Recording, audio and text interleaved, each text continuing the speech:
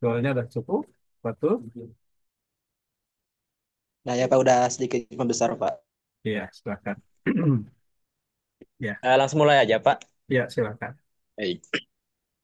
Bismillahirrahmanirrahim. Assalamualaikum warahmatullahi wabarakatuh. Assalamualaikum warahmatullahi wabarakatuh. Alhamdulillahirabbil alamin. Assalatu wassalamu ala asyrofil anbiya'i wal mursalin wa ala alihi wa ashabihi ajmain amma ba'du. Rabbi shrah li sadri wa yassir li amri wa hlul 'uqdatam min lisani yafqahu qawli. Rabbana atina min ladunka rahmah wa ilana min amrina rasyada. Alhamdulillahirabbil alamin. Segala puji bagi Allah Tuhan semesta alam yang mana telah memberikan kita segala kenikmatan, kesehatan hingga kita dapat kembali menyaksikan kajian rutin pada sore hari ini. Salawat serta salam marilah kita junjung kepada Nabi kita, Nabi yang lebih mulia dari Nabi yang lain, Nabi Muhammad Sallallahu Alaihi Sallallahu alaihi Wasallam. Dan terlepas juga kepada keluarganya, sahabat-sahabatnya, tabiin-tabiinnya juga sampai kepada kita hingga akhir nanti. Amin. Ya Rabbal Alamin. Eh, yang terhormat Bapak Elan Sumarna, yang saya hormati eh, rekan-rekan Prodi Ilmu Pendidikan Islam dan juga Bapak Ibu serta para dosen yang insya Allah akan membersamai kajian pada sore hari ini. Baik, saya bacakan untuk susunan acaranya. Yang pertama, pembukaan dari MC. Yang kedua, inti dari kajian yang akan dibawakan oleh Bapak Elan Sumarna.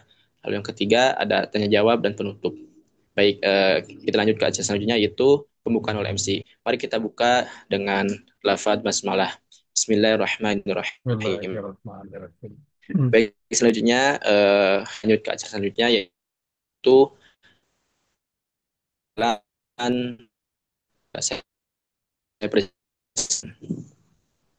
Baik, Bismillahirrahmanirrahim. Assalamualaikum warahmatullahi wabarakatuh. Innal hamdalillah nahmaduhu wa nasta'inuhu wa nastaghfiruh wa na'udzu billahi min syururi anfusina wa min sayyiati a'malina. May yahdihillahu fala mudilla lahu wa may yudlilhu fala hadiyalah. Asyhadu an la ilaha illallah wahdahu la syarikalah wa asyhadu anna Muhammadan abduhu wa rasuluhu la nabiyya ba'dah. Allahumma shalli wa sallim ala sayyidina wa habibina wa syafi'ina wa maulana Muhammad sallallahu alaihi wasallam wa ala alihi wa sahbihi ajma'in. Amma ba'd. Hadirin jamaah yang Allah muliakan, Alhamdulillah pada kesempatan ini kita bisa bersua walaupun tidak bisa offline, kita online saja karena mungkin menjaga kehati-hatian atas cuaca yang sekarang tengah musim hujan, sehingga kita online saja dahulu. Walaupun terus ini agak kurang kurang ini ya kalau tidak offline, tapi insya Allah tidak mengurangi kehusuan kita untuk mengkaji hadis-hadis yang mulia, hadis Rasulullah Shallallahu Alaihi Wasallam. Yang pada bab ini kita sampai kepada bab tawajuh. Nah, babnya bab tawajuh nahwal qiblah haitsu kana. Di bab tentang tawajuh, tawajuh itu menghadap nahwal kiblah ke arah kiblat haitsu kana dimanapun, begitu ya, dimanapun. Jamaah yang Allah muliakan, tentu saja sebelum kita mengkaji hadis-hadis yang mulia tadi, maka sebagaimana biasa, khatib ingin memberikan nasihat kepada dirinya, demikian juga kepada para jamaah yang Allah muliakan, dengan ittaqullah haqqa tuqatih wa la tamutunna illa wa antum muslimun. Ya, hendaklah kita ini bertakwa kepada Allah dengan sekuat tenaga, ya, fattaqullaha haqqa tuqatih, dengan sekuat tenaga, ittaqwa haqqa tuqatih wala tamutunna illa wa antum muslimun, dan untuk tidak mati kecuali dalam keadaan keislaman. Jemaah yang Allah muliakan, Bapak Ibu, kemudian sahabat karib kerabat dimanapun Anda berada, kemudian adik-adik mahasiswa, ya, mahasiswa UPI, di sini ada dari IPAI, dari mahasiswa yang lainnya, dari PKH, dari psikologi, dan yang lain-lainnya yang tentu Bapak cintai.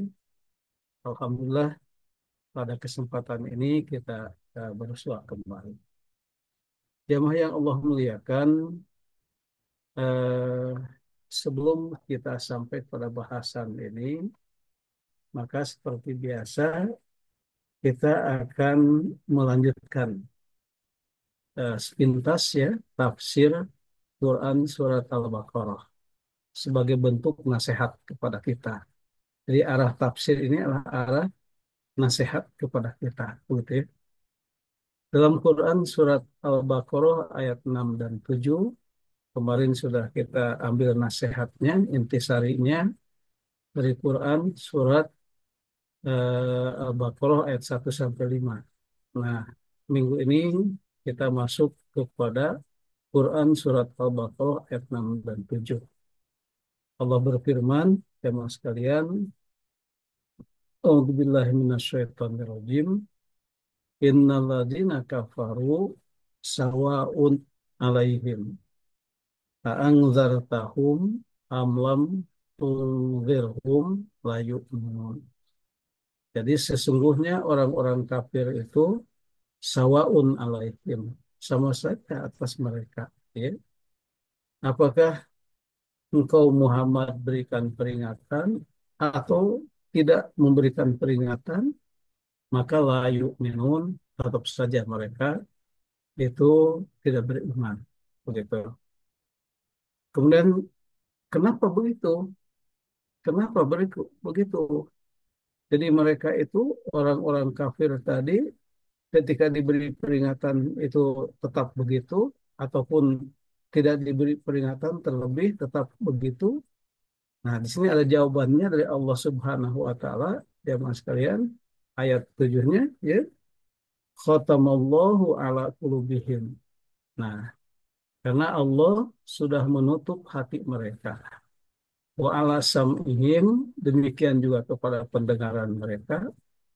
Wa ala absarihim, dan khusus kepada penglihatan mereka itu gisawah, ada penutup. Walahum adzabun adzim. Nah, bagi mereka itu siksaan yang eh, pedih, ya, yang sangat pedih.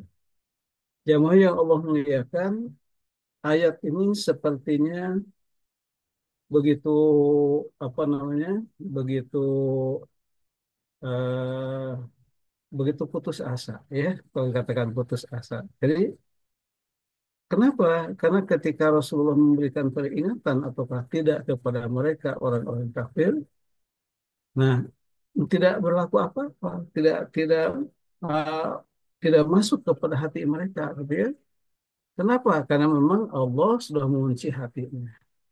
Allah sudah mengunci hatinya, mengunci pendengarannya, bahkan menutupi penglihatannya, ya, sehingga mereka tidak mau mendengar peringatan.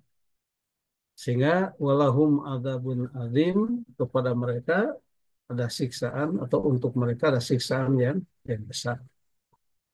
Jamaah yang Allah muliakan, tetapi di sisi lain kita lihat kan banyak pendeta-pendeta, orang-orang nonis, ya, itu berbondong-bondong masuk Islam, begitu. Ini kaitan dengan ini, dengan ayatnya apa? Gitu kan? Nah, maka jamaah sekalian yang perlu kita ambil intisarinya sebagai nasihat kepada kita, ayat ini terkait dengan masalah cinta dan benci, ya, cinta dan benci. Jadi sepanjang orang-orang kafir itu membenci kepada Islam, maka sebaik apapun peringatan tentu ditolaknya, ya, tentu ditolaknya. Jadi eh, apa namanya? Sepanjang dalam hatinya ada kebencian kepada Islam, ya, tidak ada, tentu saja kalau kalau benci tidak ada rindu, ya, tidak ada cinta. Jadi ketika mereka itu tetap bersarang dalam hatinya ada kebencian kepada Islam, maka itulah yang menyebabkan eh, pesan-pesan kita kepada mereka tentang iman dan takwa apalagi itu ditolaknya. Ya. Nah, dengan demikian beberapa kalangan dari para pendeta misal atau dari apa dari kalangan kanonis gitu, ya, itu masuk Islam karena mereka berhasil menetralisir atau bahkan menutup secara totalitas kebenciannya kepada Islam. Nah, tentu halnya sama dengan kita kaum muslimin yang yang yang benci kepada nasihat. Nah, ketika kita benci kepada nasihat, sebaik apapun nasihat yang diberikan, maka dia akan menghindarinya. Nah, halnya beda kalau kita mencintai sesuatu. Mencintai sesuatu, maka apa yang dicintai, tentu itu yang dikejar. Jadi untuk mengejar apa yang dicintai itu tentu dengan sekuat tenaga, dengan mengorbankan segalanya, asal demi yang dicintainya. Nanti jamaah sekalian, itu ya, jadi nasihat yang bisa diambil dari ayat ini adalah kita harus mengendalikan kebencian kita dan harus memupuk kecintaan kita kepada Allah Subhanahu wa taala dan nabinya yang dengan ter, dengan terkendalinya rasa benci kita begitu, ya, dengan terkendalinya rasa benci kita itu insya Allah akan membuka peluang kita untuk bisa menyempurnakan diri kita dalam iman dan takwa. Jamaah yang Allah muliakan, nah kita itu nasihatnya, ya, kita masuk pada mengulang tentang keutamaan sholat menghadap tiang-tiang. Kemarin kita eh, berbicara, ya, tentang utamanya menghadap kiblat, ya, apa namanya, hanya kemarin dibahas hadisnya tentang Rasulullah masuk ke Ka'bah dan sholat di dalam Ka'bah dengan menghadap kepada dua tiang, ya, nah menghadap kepada dua tiang. Nah, jemaah yang Allah muliakan, soal tiang itu sesungguhnya tidak menjadi persoalan. Yang jadi persoalan adalah kita sholat yang kita harus membatasi diri, apa namanya, kita sholat harus memiliki sutro, itu maksudnya, agar kita aman dari intervensi orang-orang yang berada di luar area kita, begitu. Nah, itu inti masalahnya, jadi bukan masalah tiang dan lain sebagainya, bukan, tetapi memang Rasul sholat itu adalah dengan menggunakan sutro. Sutro itu adalah penghalang yang menghalangi kita dari orang lain yang ada di depan kita. Nah, begitu ya. Jamaah yang Allah muliakan, itu bahasan kita hari ini, hari kemarin, ya, tentang sutroh tadi. Dan sutroh itu hukumnya tentu saja hanya sebatas sunnah muakkadah, ya. Nah, itu sangat dipentingkan sekali. Begitu. Kenapa ada sunnah muakkadah? Nah, kemarin dibahas ada hadis yang Rasul sholat tanpa sutroh, begitu. Itu jamaah sekalian bahasan kita minggu yang lalu. Kita masuk sekarang pada bahasan kita hari ini, ya. Eh, Jamaah yang Allah muliakan, apabila ada kitab Sahih Bukhari-nya, silakan dibuka tentang bab tawajuh nahwal kiblati haitsu kana. Jadi menghadap kiblat, bab menghadap kiblat di mana saja berada, ya. Nah, ini sangat bagus untuk kita diskusikan, ya, jamaah sekalian. Nah, jadi eh, judul Bukhari ini tentang tentang menghadap kiblat ini sepertinya menunjukkan apa judul yang harus di apa di di dimaknai bersama dan tidak boleh hilang, begitu ya. Nah, sehingga dilanjutkan waqala Abu Hurairah. Nah, bertanya dan berkata Abu Hurairah, qala dia berkata, anna apa nih? An-Nabiyyu sallallahu alaihi wasallam, Nabi SAW bersabda, istakbil, menghadaplah kalian al-kiblata kepada kiblat, ya, wakabbir, dan mulailah untuk bertakbir. Nah, ini para sahabat tuh banyak mempergunjingkan soal sutroh dan soal apa soal kiblat, ya. Tapi insya Allah terutama dari apa dari MUI Bandung, MUI, ya, itu insya Allah akan menyampaikan tentang persoalan ini, ya, tentang apa namanya atau wajib nahal kiblah haisukan. Sementara jamaah sekalian yang jamaah yang membutuhkan buku, silakan bisa dibeli di toko buku, agak ya sedikit mahal, tetapi tentu saja eh, kita bisa mensiasatinya dengan apa namanya dengan menggunakan e-book, ya, menggunakan e-book. Nah, tetapi yang apa jika mau bersama-sama boleh dengan menghadap ke apa ke layar masing-masing, begitu ya. Nah, jadi jamaah yang Allah muliakan, bab at-tawajuh nahwal kiblati haitsu kana, ini bab tentang menghadap kiblat di mana saja berada. Nah, adapun hadis yang dikutipnya adalah waqala Abu Hurairah. Nah, berkata Abu Hurairah, qala Nabi sallallahu alaihi wasallam, Nabi SAW apa namanya bersabda, istaqbil akiblata, menghadaplah engkau kepada kiblat, wakabir, dan mulailah dengan takbiratul ihram. Nah, ini sudah biasa, ya.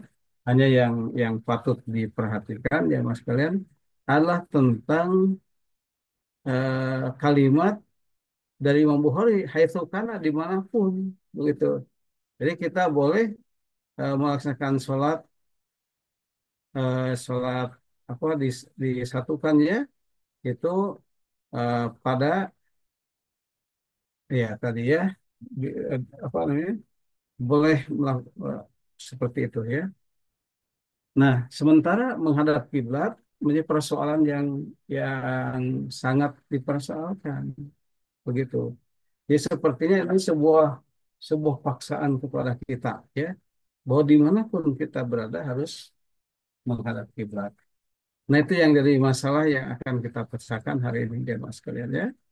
Nah, baik, kita masuk ke hadisnya. Ini ada hadisnya nih, ya. Nah, kita masuk ke hadisnya. Nah, ini dia mas sekalian, ya. Nah, hadasana kita baca, ya. Ini apa nih? Hadasana telah menceritakan kepada kami siapa? Abdullah bin Roja. Nah, Qala, berkata itu Abdullah bin Roja, Haddatsana Israel, telah menceritakan kepada kami Israel. Nah, Israel ini an Abi Ishaq, dari Abu Ishaq, Anil Baro, dari Al Baro bin Azib, ya. radhiyallahu anhu, semoga Allah meridhai kepada keduanya. Qala Al-Bara berkata, ya, karena Rasulullah Shallallahu Alaihi Wasallam adalah Rasulullah SAW itu pernah sholat, ya. Jadi Nabi SAW pernah sholat nahwal kiblatil muqaddas, nahwal kiblat, nahwal baitil maqdis, ya, sholat di atau menghadap kepada Baitul Maqdis di Palestina. Berapa lamanya beliau sholat dengan menghadap ke Baitul Maqdis? Ini ada riwayatnya, yaitu an sin an sin sitata asyara sab'ato asyar syahron. Nah, jemaah sekalian, Nabi pernah sholat di Baitul Maqdis itu kira-kira eh, apa namanya 8 atau 9, ya, 6 6 bulan atau 7 bulan, maksudnya mohon maaf, 6 bulan atau 7 bulan, ya. Wa kana Rasulullah SAW, dan adalah Rasulullah SAW itu sebenarnya beliau ini yuhibul yuhibu an yuwajjah. Sebenarnya dia mencintai untuk di apa namanya, yuhibul apa ini, ya, untuk menghadap kepada kiblat. Jadi Rasulullah SAW itu sebenarnya mencintai, mengingini menghadap kepada kiblat, ya, yaitu kepada Ka'bah. Nah, karena kasus inilah wa anzalallahu, Allah menurunkan ayatnya. Ini surat Al-Baqarah 144, ya. Qad qad naro taqalluba wajhika fis sama. Ini. Jadi sungguh kami sering sungguh kami sering apa melihat, ya, wajahmu Muhammad suka tengadah apa suka tengadah ke langit, begitu. Ini kata Allah Subhanahu wa taala. Nah, dari kasus itulah kemudian fatawajjaha nahwal Ka'bah. Kemudian Rasulullah SAW langsung memutar badannya untuk menghadap kepada Ka'bah. Nah, jamaah yang Allah muliakan, bagaimana posisi mereka yang bodoh terhadap kejadian tadi? Itu pertanyaannya. Maka,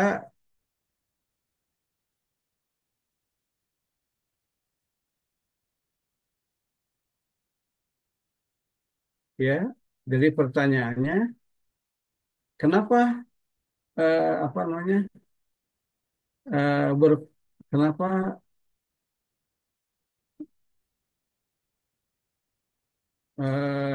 kenapa sampai mohon maaf ya Pak hadirin, ya. Jadi kita ulangi, ya. Dalam hadis ini terdapat beberapa faedah, ya. Kita ulangi. Yang pertama, gitu, ya. Selama 6 atau 17 bulan beliau menghadap ke Baitul Maqdis. Nah, menghadapnya beliau ke Baitul Maqdis ini, jamaah sekalian, adalah dalam rangka menyesuaikan dengan ahli kitab yang ia cintai. Nah, ini ada sedikit greget kepada kita, ya. Jadi selama 6 atau 7 bulan ini beliau SAW itu menghadap Baitul Maqdis dalam rangka menyesuaikan dengan ahli kitab dan yang ia cintai. Oh, bagaimana gitu ini kalimatnya kok menyesuaikan dengan ahli kitab yang dia cintai? Siapa yang dicintainya? Ya ahli kitab. Kenapa dia dicintai? Dalam beberapa ayat dikatakan, beberapa hadis juga dikatakan eh, bahwa ahli kitab itu dicintai karena memang padanya, ya, padanya itu ada bekas apa kemudahan kita untuk dapat tilas, ya, kepada ajaran-ajaran apa ajaran-ajaran yang lain karena dari fungsi dari timbul tenggelamnya apa namanya para rasul itu dahulu adalah dalam rangka menyempurnakan satu dengan yang lainnya. Nah, karena pada mereka itu ada artefak-artefak risalah, ya, sehingga Rasul mencintai. Ya, nah, jamaah sekalian itu yang pertama. Yang kedua,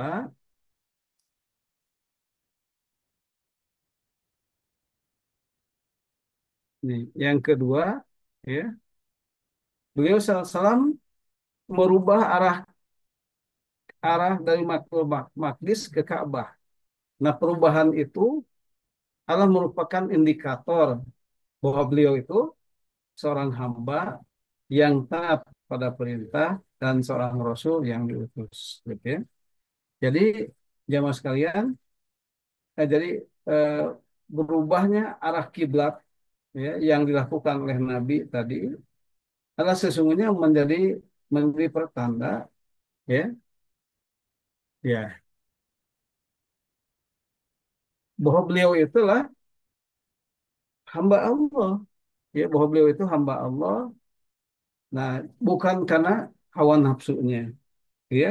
Nah, seperti yang kita lihat tadi, ya, ternyata Rasul itu menghadap ke Baitul Maqdis itu ya karena memang belum diperintahkan oleh Allah untuk untuk berpindah, ya. Nah, seperti itu. Jamaah yang Allah muliakan,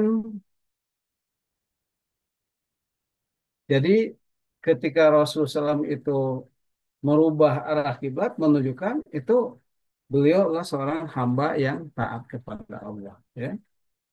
Nah, nah,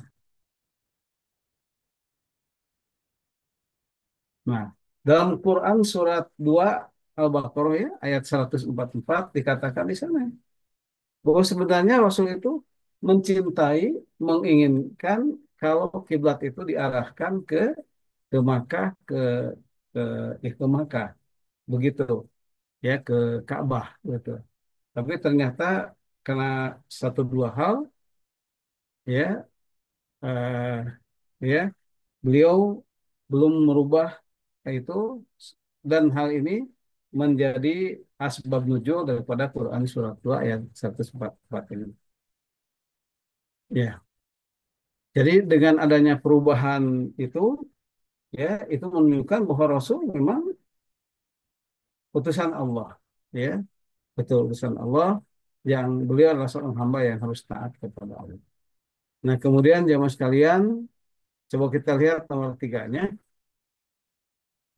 ya, ayat ini jamaah, ya, menjelaskan bahwa jika seseorang tengah sholat, ya, dan kemudian tiba-tiba sadar bahwa dia sholatnya menghadap ke lain lain waktu, menghadapnya ke bukan kepada Ka'bah, ya, maka eh, ia harus segera putar arah, begitu.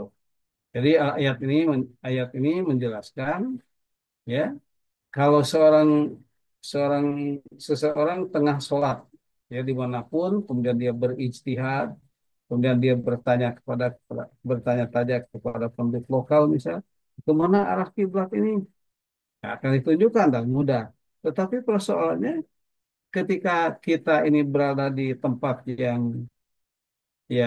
apa, yang tandus, tidak ada makanan, tidak ada minuman dan sebagainya, maka bagaimana sikap kita, ya, dengan dengan menghadap kiblat kita, apakah harus dilakukan dengan musyawarah atau tanpa itu?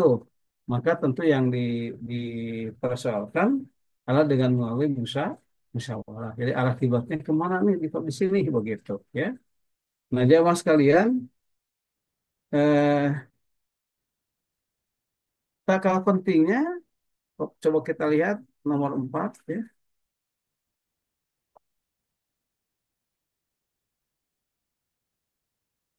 Nomor 4 ini,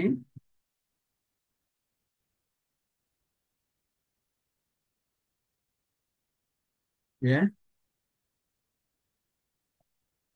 Ya, Mas sekalian, kita lihat nomor tiganya. Ayat ini menjelaskan bahwa jika seseorang tengah, maksudnya hadis ya, hadis ini menjelaskan bahwa jika seseorang tengah sholat dan kemudian sadar bahwa hal itu salah, maka apa yang harus dilakukan? Maka dia harus segera putar arah sesuai dengan di mana Ka'bah itu berada. Berarti ya diputar arah. Tapi catatan ini bagi mereka yang sebelumnya melakukan ijtihad lokal dulu ya, dimusyawarahkan dulu, kemudian ditanyakan ke pengurus masjid umpamanya atau kepada yang lain di masyarakat. Ini bagaimana? Kata mereka silakan untuk dimakan ya, alhamdulillah gitu ya. Nah, begitu. Nah, jadi ya mas sekalian eh, seperti itu ya. Jadi namun tak kalah pentingnya ya mas sekalian, hadis ini menunjukkan bolehnya beramal dengan kabar wahid. Ini yang ada masalah. Kabar wahid itu maksudnya hadis ahad ya, hadis ahad. Nah, hal ini karena memenuhi kesikotan. Kesikotan itu adil dan dobit sehingga kabarnya dapat diterima. Nah, gitu ya. Jadi seperti kita lihat hadis ini memang diriwayatkan oleh hadis ahad, hadis yang satu ya. Hadis yang satu itu hadis yang diriwayatkan oleh seorang. Ya. Nah, tetapi kalau seseorang itu sikot, nah ini kita bicara dalam hadis, dalam ilmu hadis. Kalau seseorang itu sikot, ya maka bolehlah apa, apa untuk diterima riwayatnya. Dan kebetulan hadis ini memang sahih ya, sahih dan ketika ditelusuri ya tentu saja itu sanad-sanadnya sahih, rawi-rawinya pun sahih ya. Nah, jamaah yang Allah muliakan, Bapak dan Ibu yang Allah muliakan, sahabat karib kerabat dimanapun Anda berada, dan ada di mahasiswa, dan mungkin ada pelajar yang Bapak cintai, ya. Nah, kalau soal soal kita menerima khobar wahid atau hadis ya khobar wahid, ya, begitu dikatakan bahwa kita bisa menerima persaksiannya sepanjang orangnya itu orang yang apa yang itu tadi ya itu apa orangnya adil dan dobit. Nah, sehingga kita boleh menerima periwayatannya. Nah, dari sinilah jamaah sekalian muncullah persoalan apa namanya apa adil dan dobit ya ilmu hadis tadi ya. Jadi sepanjang ilmu hadisnya menyatakan bahwa perawi itu adil dan dobit, insya Allah hadisnya sahih ya. Nah, berbeda halnya dengan persaksian atas harta, jamaah sekalian. Kalau persaksian atas harta, maka apa namanya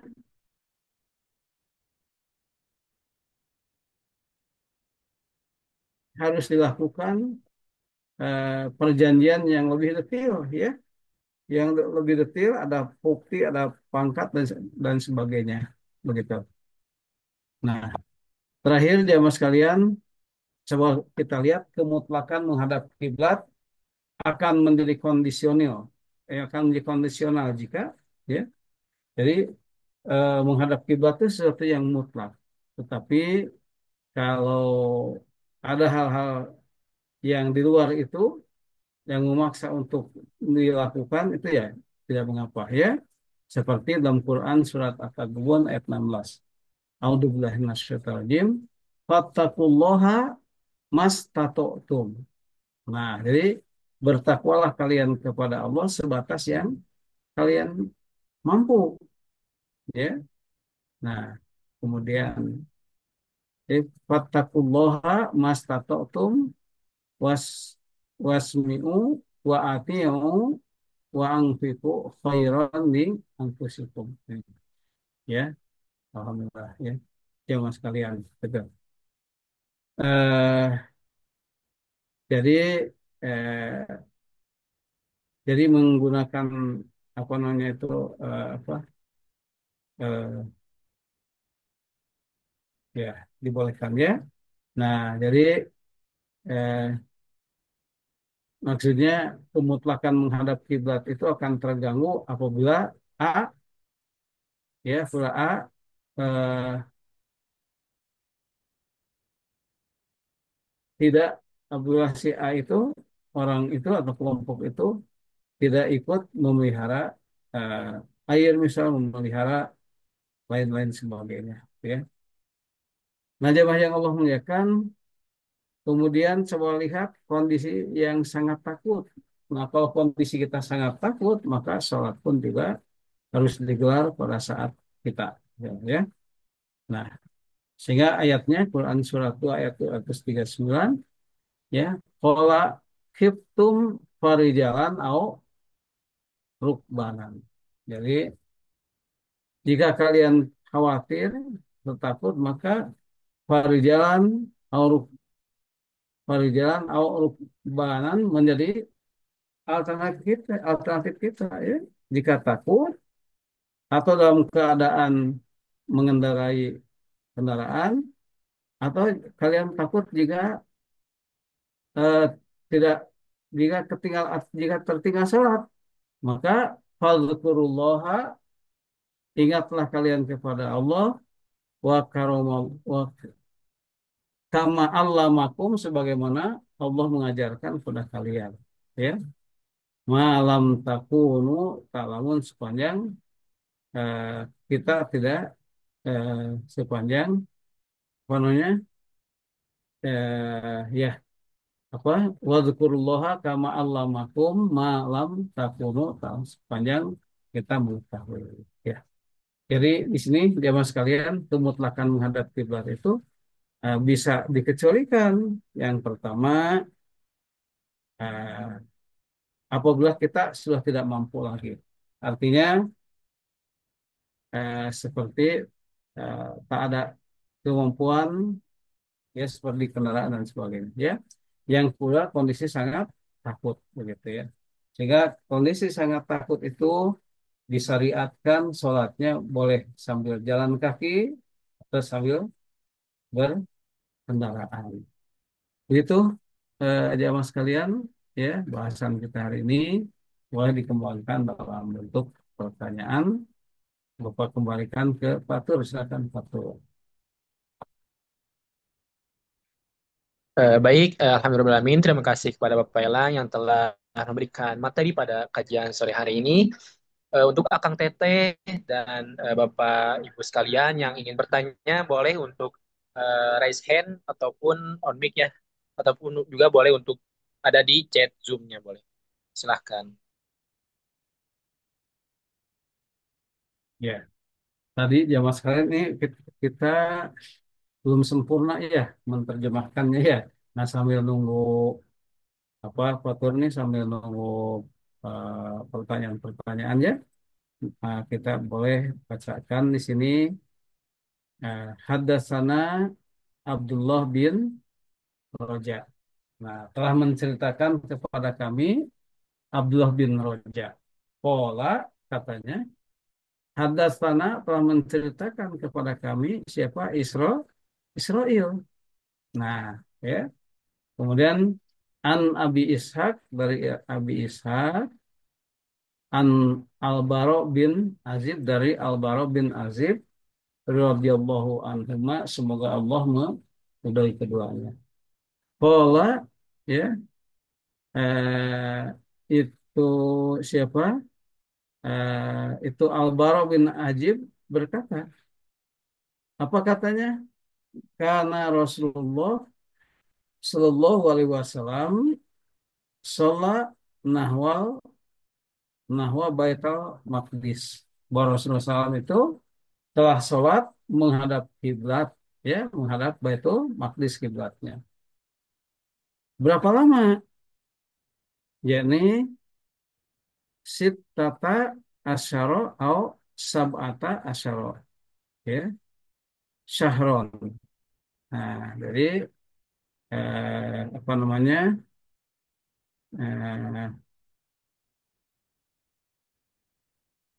16 atau 17 bulan. Ya. Wa kana Rasulullah Shallallahu Alaihi Wasallam dan Allah Rasulullah SAW itu yuhibbu,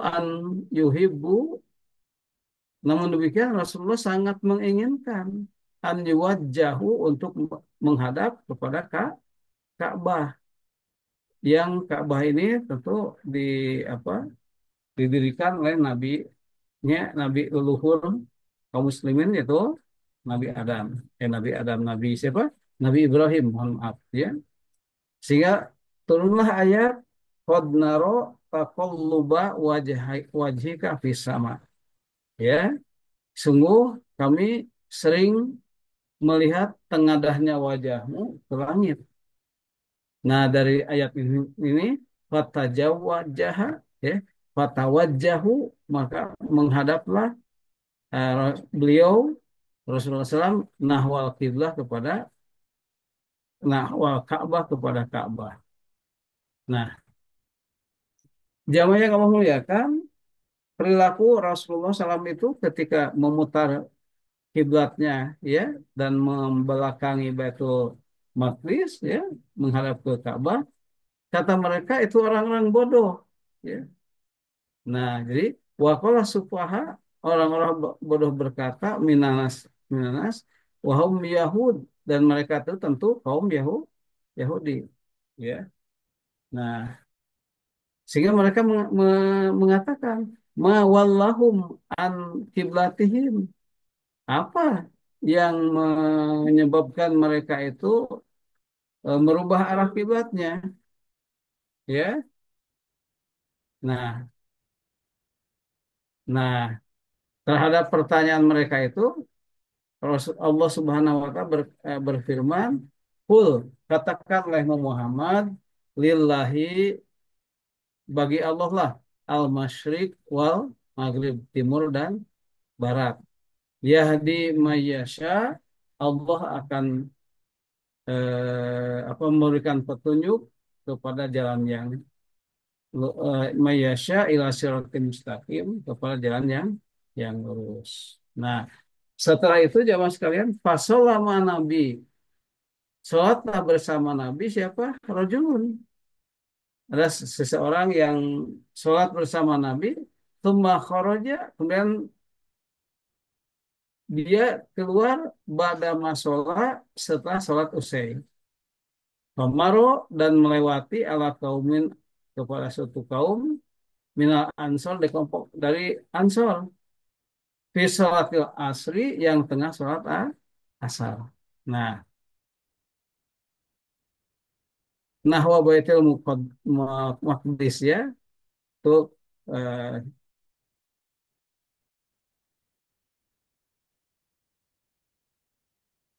nah begitu jamaah sekalian, apa namanya, jadi orang Yahudi itu selalu mencari masalah, ya, ketika arah kiblat mereka menanggapinya dengan dingin. Tetapi tentu saja di sini Nabi Allah Subhanahu wa taala memberikan penguatannya, ya, dengan mengatakan bahwa eh,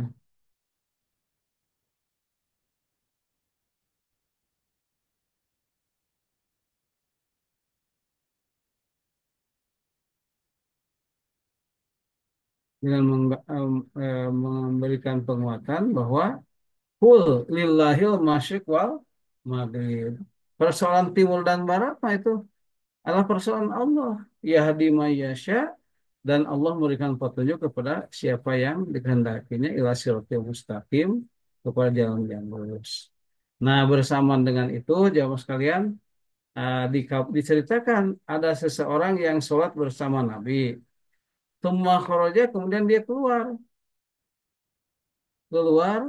ba'da ma sholat, setelah sholat usai.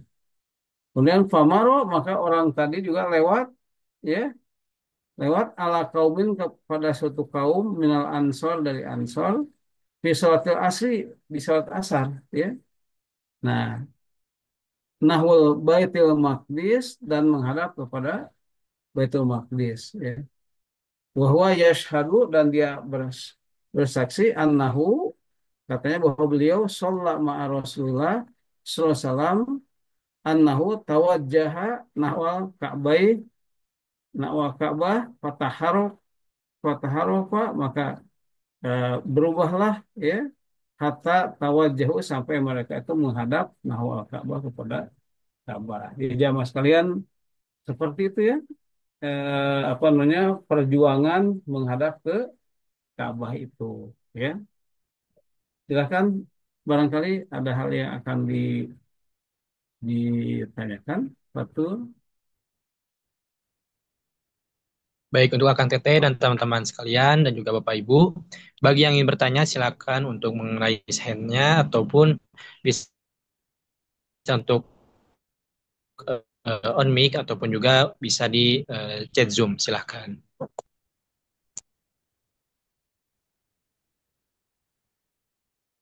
Ya, itu ada siapa tuh Lintang ya. Silakan Lintang. Ya, Pak, Assalamualaikum Bapak Punten, Damang Bapak. Waalaikumsalam. Alhamdulillah Lintang Bapak lagi sehat. Ya, Alhamdulillah. Ya, Bapak ada sedikit pertanyaan Bapak ya terkait tadi yang mengenai arah kiblat. Waktu itu kan Pak saya pernah nonton cuplikan film para pencari Tuhan gitu Pak kalau nggak salah. Jadi Ya. di cuplikan film tersebut mempermasalahkan yang ternyata arah kiblat musolanya tuh sedikit melenceng. Jadi Mhm. mereka malah melenceng eh, menuju stadion Manchester United katanya. Jadi Hmm. mereka kira menyembah menyembah Cristiano Ronaldo katanya Pak. Nah, Hmm. jadi yang menjadi penting Pak. Jadi yang menjadi pertanyaan apakah ketika kita ya menetapkan arah kiblat misalkan di masjid ataupun musola harus Mhm. plek banget ke arah Ka'bah atau misalkan karena kita kan di Indonesia kurang lebih menuju arah kiblat itu kan barat Mhm. laut gitu barat daya gitu saya lupa lagi kita harus pas banget arah gitu atau yang penting mah ya jadi masalah gitu Pak barangkali. Mhm. Ya, baik. Ini jamaah sekalian, ada pertanyaan dari saudara kita Lintang ya. Pertanyaan yang bagus. Jadi, bagaimana sebenarnya kita ini menghadap kiblat itu? Apakah harus pas atau bagaimana kalau melenceng dan lain sebagainya? Nah, tentu eh, sekarang ini apa namanya? Secara teori menghadap kiblat itu mudah karena ada alat-alat yang bisa menunjukkan langsung, ya, ada kompas dan sebagainya. Nah, namun demikian, tentu saja ketika alat-alat kita tidak ada, ketika kita sendiri juga tidak tahu, ketika tidak ada orang juga yang bisa menunjukkan, nah, maka hal yang harus kita lakukan adalah dengan kita berijtihad, berijtihad dalam hal ini kalau ada teman bermusyawarah begitu ya. Nah, sehingga kemudian ditetapkanlah secara bersama ke arah kiblatnya ke arah A gitu ya. Nah, begitu. Tiba-tiba kalau ada orang datang membawa berita bahwa sholat kita ini apa namanya salah, kiblatnya bukan yang ke arah itu, maka kalau memungkinkan segera memutar arah sesuai dengan kiblat yang yang diketahui begitu. Nah, itu secara teorinya begitu.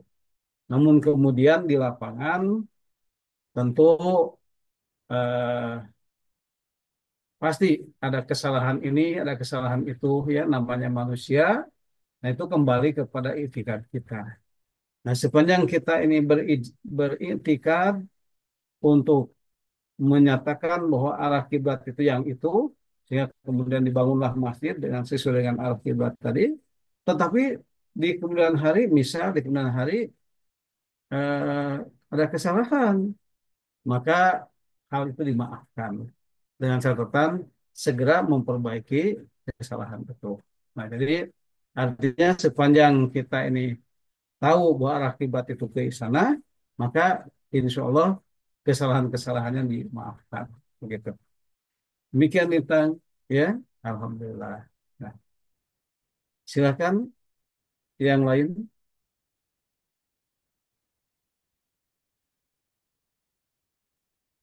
ya.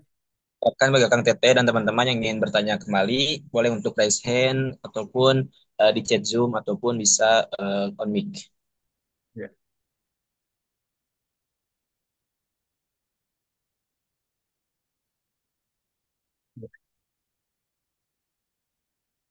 Kalau tidak ada, ya, ini ada chat grupnya nih, chatnya kami.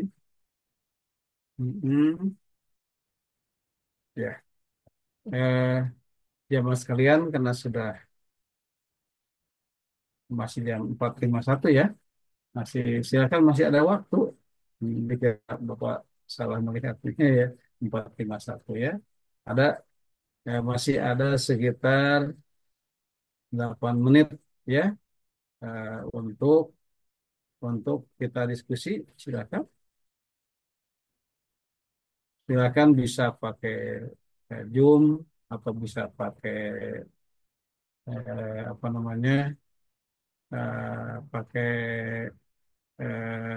tulisan ya, chat, atau pakai langsung gitu. Nah, sembari menunggu, baik kita absen dulu ya. Bapak Ibu, Alhamdulillah ya, Bapak Ibu, Alhamdulillah kita ini sudah sampai pada bahasan tentang menghadap kiblat. Tetapi sesungguhnya Bapak Ibu sekalian, mohon maaf, sahabat karib kerabat dimanapun Anda berada, dan adik-adik mahasiswa ya, yang panitia nih dari dari dari jurusan IPAI ya, kemudian pesertanya juga dari IPAI, kemudian dari mahasiswa yang lainnya, dari PKH ya, ini ada Bella Anggra ini ya, Bella dari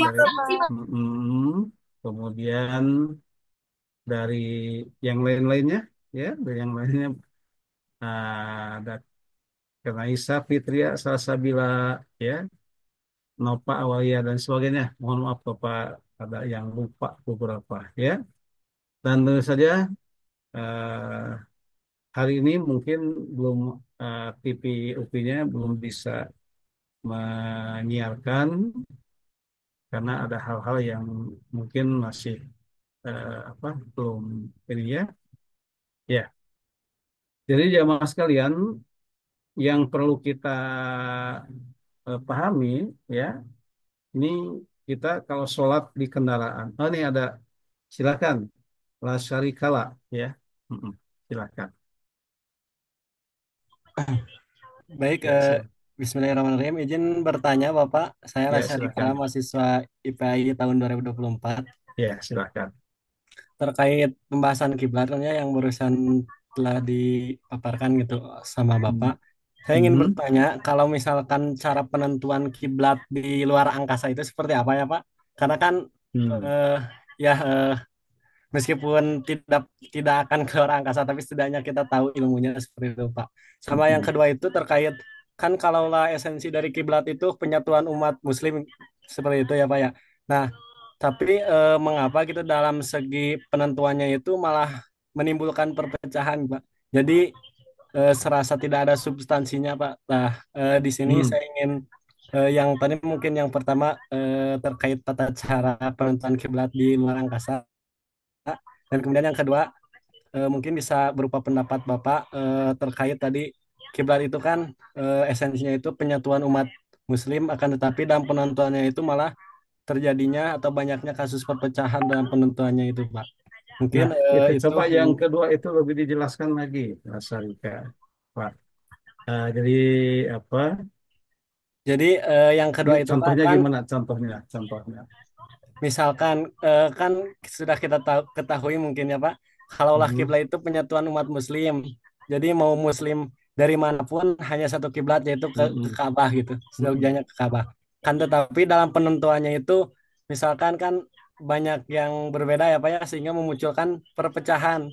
Nah, Nah, terkait itu pandangan Bapak seperti apa coba Bapak dalam ingin melihat ingin fenomena seperti itu Pak? Sarikala ingin Iya ingin Pak. apa? ingin lebih jelas lagi perpecahannya dalam hal bagaimana coba ingin dijelaskan. Perpecahannya dalam segi penentuannya, Pak. Oh, Karena penentuannya. ya, karena Maksudnya gimana? karena bisa diketahui bersama atau mungkin dari diri saya pribadi pun ketika dalam penentuan kiblat yang berbeda itu kadang jadi jadi pipa siaran gitu Pak, jadi Hmm. malah yang tadinya mungkin esensinya itu pemersatu malah jadi perpecahan seperti itu Pak, sehingga mungkin di sini saya ingin meminta pendapat dari Mhm. Bapak mungkin terkait Ya, fenomena seperti itu Pak. ya, baik. Ya, terima kasih ya, Mas Ya Bapak, Rikala. terima kasih Pak. Mhm. Jadi yang pertama apa tadi? Lupa, lupa. Ya. Penentuan Nah, kiblat di luar angkasa, Bapak. oh ya, baik. Jamaah yang Allah muliakan, ini ada pertanyaan bagus dari teman kita, dari sahabat kita ya, Mas Rikala, Mas Rikala ya, tentang penentuan kiblat di luar angkasa ya. Walaupun memang kita entah ditakdirkan entah tidak ya, toh orang Barat yang sudah merintis untuk apa? Merintis untuk ada semacam piknik ke luar angkasa, dia ada program begitu, program liburan ke luar angkasa gitu. Itu juga belum kelar-kelar begitu ya. Namun kalau seandainya kita ini keluar angkasa ya, kemana arah kiblatnya? Nah, tentu saja arah kiblatnya adalah tetap ke Ka'bah ya, tetap ke Ka'bah. Kemudian tentu saja kita di luar angkasa tuh, berarti eh, kita ini kan mungkin bumi itu di bawah kita ya, dan kiblatnya ke arah mana itu silahkan di tetap saja diarahkan ke kiblat sesuai dengan kesepakatan yang disepakati itu ya. Karena itu apa adalah aturan harus menghadap kiblat. Nah, kemudian terjadi persengketaan soal menetapkan arah kiblat. Tentu saja eh, apa namanya hak untuk menetapkan arah kiblat itu adalah kalau masjid masjid setempat, kalau panitia panitia setempat begitu. Nah, kalau sudah panitia setempat atau masjid setempat itu sudah menetapkan ke arah kiblat, maka kita harus mengikutinya, ya, mengikutinya, gitu. Nah, yang penting arah kiblatnya jelas. Mungkin mungkin bisa melenceng sedikit atau lain sebagainya, mungkin begitu. Tetapi yang penting arah kiblatnya adalah ke arah kalau dari kita ke barat kan, kalau dari kita ke barat. Jangan ke selatan begitu, tapi ke barat. Nah, sepanjang arahnya ke barat, melenceng sedikit atau lain sebagainya, itu dimaafkan, gitu ya. Toh yang berkewajiban untuk menetapkan itu adalah panitia setempat atau masjid setempat. Dan kita mengikuti apa yang ada pada apa yang kita temui di lapangan. Gitu. Jadi sesungguhnya tidak ada pertentangan, hanya kemudian yang jadi persoalan itu adalah eh, ego kita masing-masing ya. Ego kita paling benar, yang lain juga paling benar, akhirnya terjadi bentrokan-bentrokan seperti itu. Jadi sesungguhnya tidak ada hal yang merubah esensi bahwa kiblat itu pemersatu umat sudah betul, hanya kemudian ego-ego sekitar kita yang kemudian eh, menjadikan diri kita ini lebih benar dan orang lain salah begitu. Nah, ini yang jadi persoalan begitu. Baik, itulah syarikala. Jadi memang etikanya kalau kita adalah pendatang atau kita sholat di tempat di suatu masjid, maka kalau menurut kita itu salah, kurang menceng sedikit atau kurang lurus sedikit misal, maka kita mengikuti mengikuti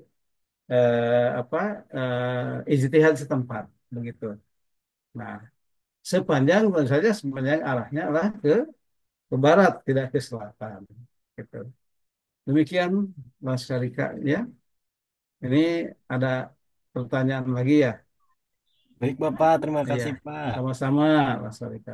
Ya. Ini ada pertanyaan dari saudara kita dari Lintang, yang Lintang ya. Kalau kita misal kita salah kiblat dan beres salat, namun baru ada yang mengingatkan bahwa kiblat kita ini keliru, apakah harus mengulang salatnya atau tidak usah? Tentu tidak usah. Kalau sudah selesai, tidak usah mengulang. Ya, tetapi kalau di tengah-tengah, kalau di tengah-tengah kita lagi sholat, disepakati arah kiblat itu ke sana, begitu ya. Nah, tiba-tiba di tengah-tengah sholat itu ada orang datang dan menyatakan kiblat kita salah, harusnya ke arah itu, maka kita harus segera memutar arah menuju kiblat yang ditunjukkan, begitu. Kalau di tengah-tengah sholat, kalau sholatnya sudah selesai mah nggak usah. Gitu. Ya, begitu jamaah sekalian bahasan kita hari ini ya, eh, karena waktunya sudah habis ya, kita tutup dengan Amin ya. Bapak kembali silakan ke siapa, ke Lintang atau ke Fatur. Ke Fatur, Pak. Ya silakan Pak, tutup. Baik, terima kasih ya kepada Bapak Elan Sumarna yang telah memberikan materi untuk kajian rutin sore hari ini. Dan juga terima kasih kepada Akang Tete, Kak Nete semua dan teman-teman semuanya yang telah hadir pada kajian rutin hari ini. Insya Allah minggu depan akan diadakan kembali kajian rutin Sahih Bukhari. Jadi ditunggu saja teman-teman ya. Baik, kita tutup acara kajian sore pada hari ini dengan doa kifaratul majelis. Subhanakallahumma bihamdika asyhadu an la ilaha illa anta astaghfiruka wa atubu ilaik. Wassalamualaikum warahmatullahi wabarakatuh. Salam warahmatullahi wabarakatuh. Ya, terima kasih untuk semuanya. Ya, baik. Assalamualaikum warahmatullahi wabarakatuh.